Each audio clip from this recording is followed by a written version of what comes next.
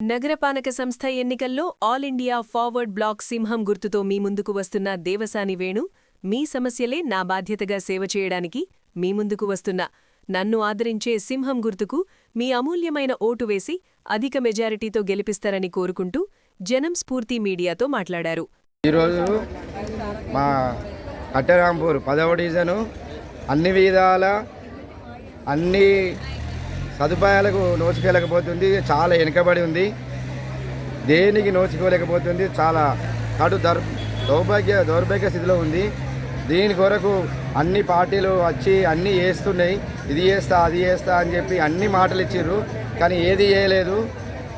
అందుకని మా కట్టెరాంపూర్ ప్రజల తరఫున వాళ్ళ ఆశీర్వాద బలంతో నేను ముందుకు వస్తున్నా.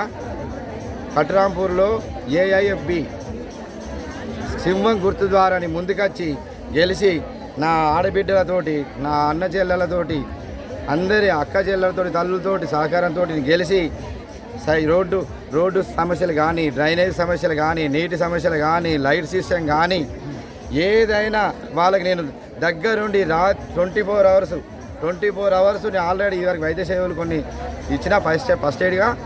అదేవిధంగా ఫస్ట్ ఎయిడ్ ఏ విధంగా ఇచ్చినో నేను కూడా ఈ కార్పొరేట్ లెక్క ఫస్ట్ పర్సన్గా ఉన్నాను కాబట్టి ఫస్ట్గా బాధ్యత తీసుకొని నా కట్టెరాంపూర్ను, నా 10వ డివిజన్ను, నా వినాయక నగరు, శ్రీనివాస నగరు, జయశంకర్ కాలనీ, తర్వాత వివేకానంద నగరు, అన్ని కాలనీలను, సరస్వతి నగరు, నందీశ్వర్ కాలనీ, రెడ్డిస్ కాలనీ, అటు మహాలక్ష్మి నగర్, అన్ని కాలనీలను ఖచ్చితంగా హామీ ఇస్తున్నా.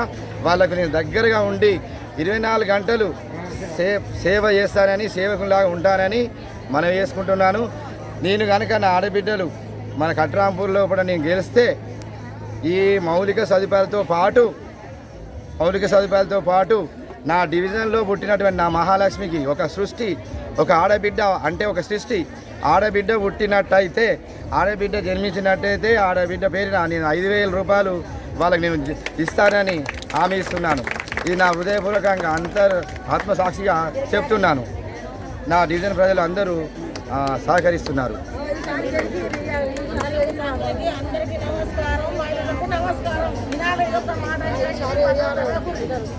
ఒక్కసారి ఛాన్స్ ఇచ్చి అన్నని గెలిపిస్తున్నామని మాట ఇచ్చినామమ్మా. ఒక్కసారి గెలిచి ఒక్కసారి అమ్మా దయచేసి